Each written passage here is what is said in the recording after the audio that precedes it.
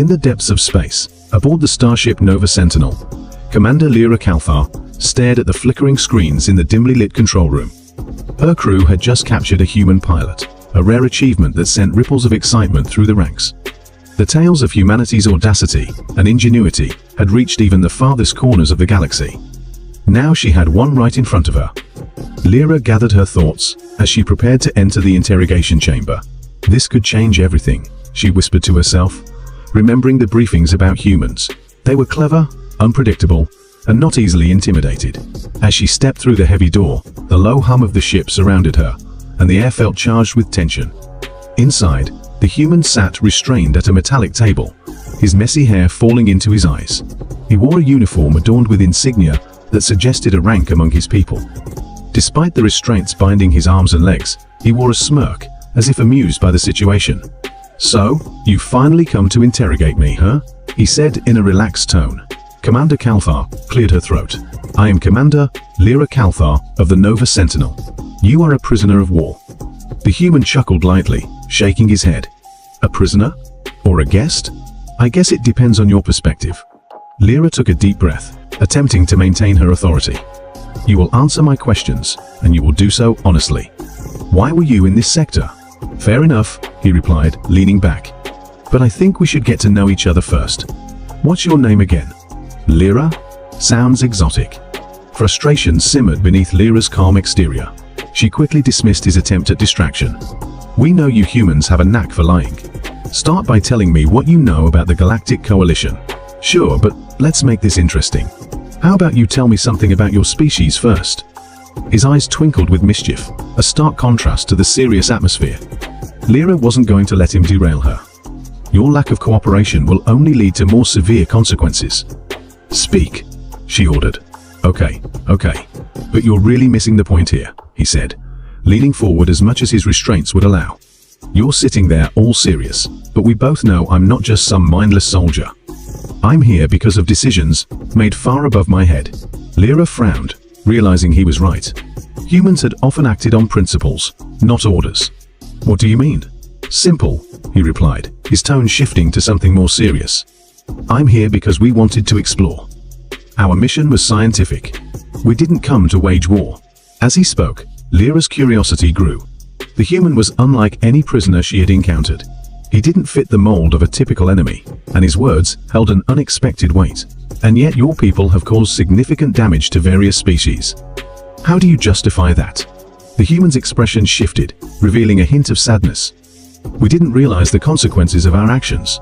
We thought we were alone, that we could explore uncharted territories without affecting anyone. But we were wrong." His honesty caught Lyra off guard.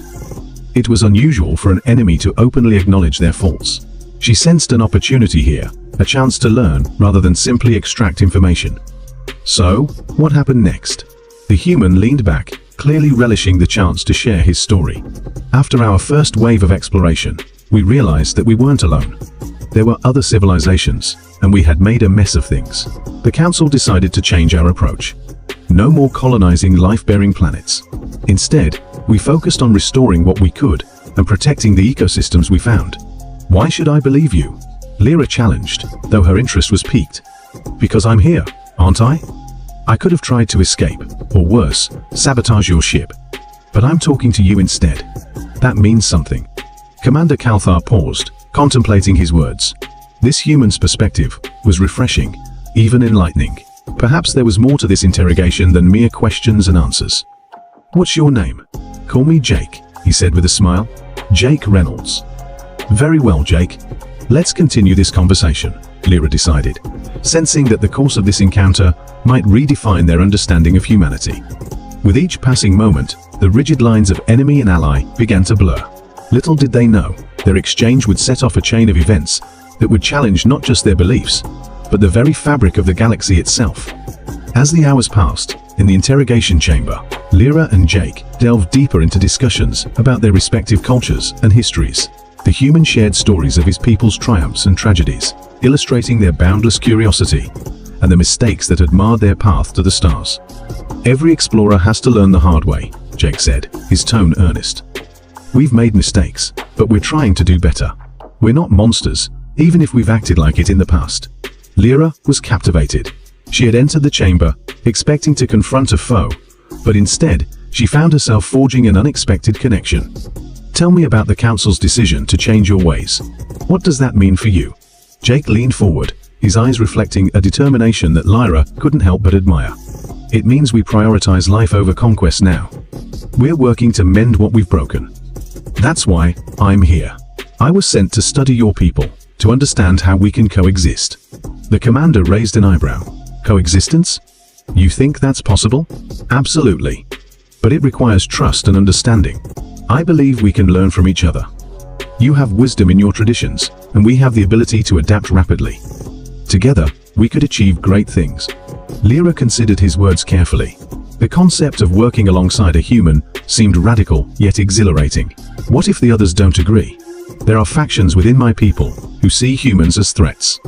Then we find a way to change their minds, Jake proposed, his voice steady. We demonstrate our commitment to peace and cooperation. We show them that we can be allies, not enemies. Just then, the chamber doors slid open, and one of Lyra's officers stepped in, a concerned look on his face. Commander, we have an issue.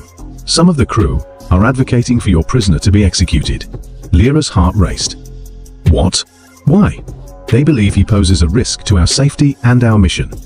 They think that sparing him will make us appear weak. Jake's expression turned serious. I knew this might happen. Your people are understandably cautious. But killing me won't solve anything. It will only deepen the conflict. Lyra nodded, feeling the weight of responsibility. I won't allow that to happen. You've shared too much for me to disregard your life. I believe we can find a solution. Thank you, Jake said, relief washing over his features. But we need to act quickly. If they think you're weak, they may turn against you too. Determined, Lyra resolved to rally her crew. She called an emergency meeting where she would present her case for Jake's life and their shared vision for cooperation. The ship's command room was filled with her most trusted officers, each one apprehensive about the growing unrest among the ranks. Listen up, everyone, Lyra began, her voice firm. We have a situation, and it concerns the human we captured. I know there are calls for his execution, but I urge you to consider what we've learned.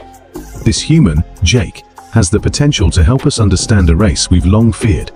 Murmurs of discontent rippled through the room. One officer, Lieutenant Zahn, stood up. Commander, how can we trust him? His people have caused chaos throughout the galaxy. Because, Lyra replied, her tone unwavering, Jake is not like other humans. He wants to make amends, to work towards peace. We can either continue this cycle of violence or take a step toward understanding. I still don't see how we can trust him, Zahn insisted. What if he's lying? Then we will keep him under surveillance. But I believe he deserves a chance, Lyra countered, her eyes scanning the room for allies. We cannot let fear dictate our actions. If we kill him, we become no better than those we oppose. Gradually, some of the officers began to nod in agreement. The atmosphere shifted as they recognized the potential for a new path. After a tense discussion, Lyra concluded, I ask you all to trust me. Let's give Jake a chance to prove that cooperation is possible. The crew was divided, but Lyra's conviction sparked a flicker of hope in many. The meeting ended with a tentative agreement to allow Jake to live and to explore the possibility of an alliance. As Lyra returned to the interrogation chamber, she felt a mixture of anxiety and excitement. The future of their interactions hung in the balance, and she knew that every step forward would require courage and trust from both sides. When she entered, Jake looked up, his expression a mix of anticipation and uncertainty. Did I hear you right? I'm not going to be executed? No, Lyra affirmed, stepping closer to the table. I've convinced my crew to let you live, but you'll need to prove that you're sincere about this alliance. It's going to take time, Jake. A look of surprise crossed Jake's face, quickly replaced by a broad smile. Thank you, Commander. I promise I won't let you down. But we need to act quickly. There are still those who will want to see me dead. Lyra nodded, feeling the weight of their new partnership. We have to show the rest of my crew that your intentions are genuine. Can you share more about your mission and what you hope to achieve with us? Jake leaned back, contemplating how to explain the nuances of human intentions. Our mission was to gather data on alien civilizations. We wanted to learn about different cultures, technologies, and philosophies.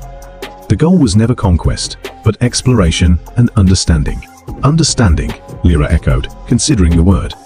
What makes you think we can achieve that together? Because I believe in the resilience of both our species.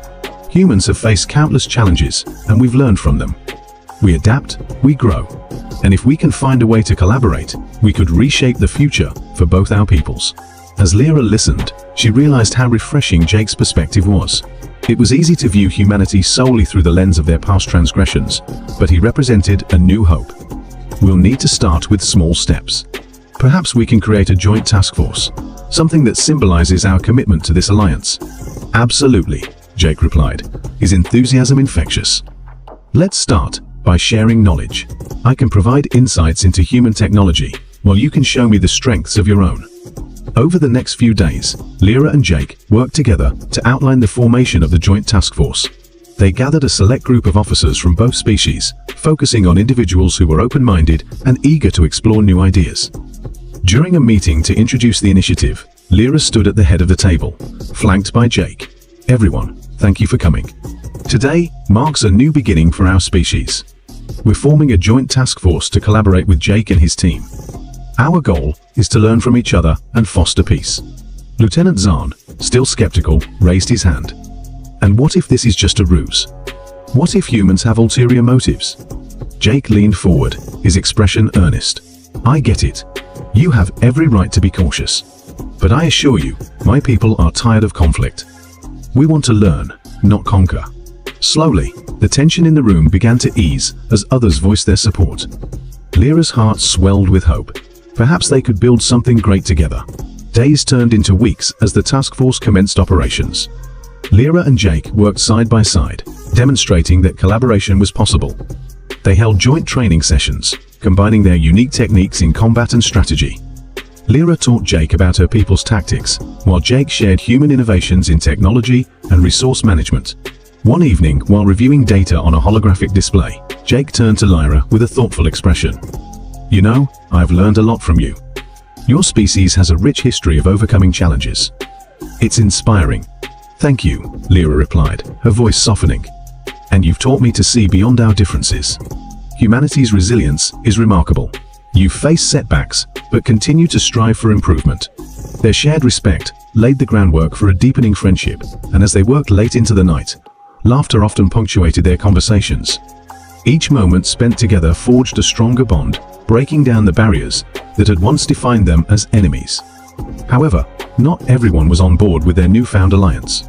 Rumors began to circulate among the crew about Jake's presence, sowing seeds of dissent. Some viewed the partnership as a betrayal, a sign of weakness that would invite danger. One day, Lyra received a distressing report. A group of crew members had gathered in the ship's commons, openly discussing their discontent with the alliance. The words traitor and danger were tossed around like grenades. Realizing the urgent need to address the unrest, Lyra called an emergency meeting. As she stood before her crew, a wave of unease washed over her.